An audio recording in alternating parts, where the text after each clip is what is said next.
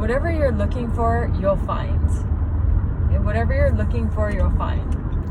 So if you're looking for an opportunity to get jealous, guess what? You'll be jealous. Okay, and I revert back to this because there was a situation that I was in recently, and so I found this new prophetess on YouTube, and it's very evident that God is using her. I mean, and her story, she revealed how God showed himself to her.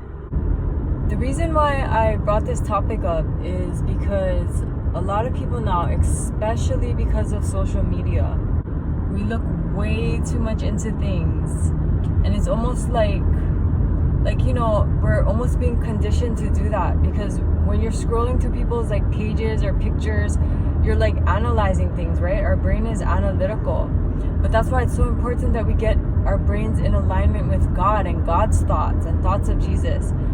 Like, I'm not speaking from a holier than thou person. I sin every day. I just sinned the other day and I had to repent for it. I sin every day. Okay, I'm a wicked sinner. So I'm not speaking from a holier than thou. But social media conditions us to analyze things and look way too much into things. And if you're looking for something to get jealous about or angry about, like, you'll find it, because that's what you're seeking. That's why it's important to seek God and seek Jesus and seek thoughts that are in alignment with them. Because you don't want to give in to the devil. Jealousy comes from the devil. Envy comes from the devil. All of that stuff is like deceit, like being a double-minded person, smiling but having evil intentions. That all comes from the devil.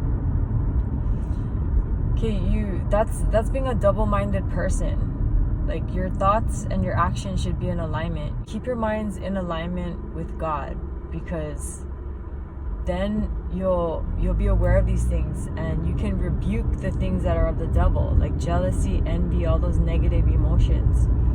Okay, so seek God, seek Jesus. How do we do that? By reading the Bible, worshiping, listening to Christian content like you're doing right now.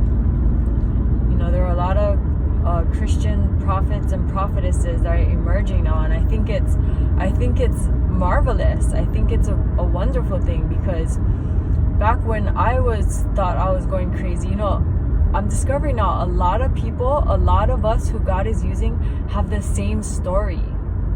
You know, a lot of us that they said we needed to be institutionalized or medicated.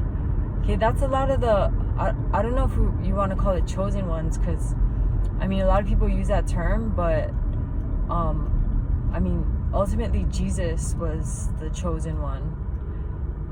It's all about Jesus, right? We're all here for Jesus. But the people that but I do believe he does have some MVPs. Like, he has the people that he's anointed to use, like, heavily in certain ways. And I can see it. Like, I pray for discernment so I can see which ones are the real ones. And a lot of them have the same story. A lot of them don't, and they have church backgrounds, but it's like this spiritual wisdom couldn't come from a person that young. That's another indication. Like, there are some young prophetesses that when they speak, the wisdom that they're talking about is like, you can tell God's you know, anointed them. Other prophetesses have the same story, like, called crazy, you know, have to be institutionalized, medicated. That was my story too. So I'm super happy that everyone's coming out with their stories, and you know, you have the discernment who he's really using. I do.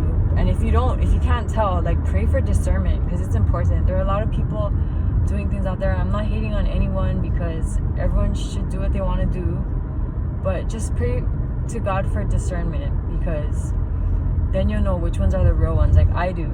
And it's marvelous. Like, a lot of people are giving their testimonies, and it's, you know, the devil's defeated by the blood of the Lamb and our testimony. So don't be afraid to speak your testimony. Okay, so this is just a reminder to seek God, seek Jesus, so that your thoughts and your emotions are in alignment with him.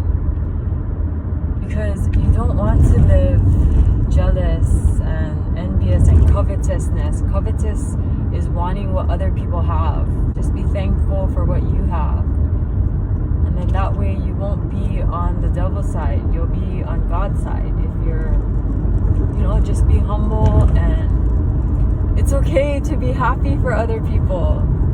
Like this one prophet, she's beautiful, and I can see God's using her life, and her videos are amazing. Like they're so artistic and creative, and she's got a lot of skills with the background. And I wasn't jealous at all, because I don't entertain that emotion. You got to train yourself not to. Okay, but I was actually like happy for her. Like, wow, this chick is so beautiful, and look at how she's like creatively expressing God and God's love and supporting him, and an advocate for God, and such a powerful vessel. I seen it. I was in admiration. Be happy for others. If good things are happening for them, be happy for them. Don't be happy when people are sad or mad. Okay, that's demonic. That's from the other realm. You want to be happy when they're happy. If good things are happening for other people, it's really kind of think about it, it's a selfish standpoint to be jealous, because it's like you're comparing, well, what about me? And that's not the mindset that God's people have. It's like, that's great. Think about them. Like, that's great that's happening to them. That's great that they're going through it. Look at what they're doing. That's amazing. Okay, so be happy for others. Seek God, seek Jesus. He can help you with that. I'm not perfect. I struggle sometimes with that. I've been training myself for that though, so I've been in training.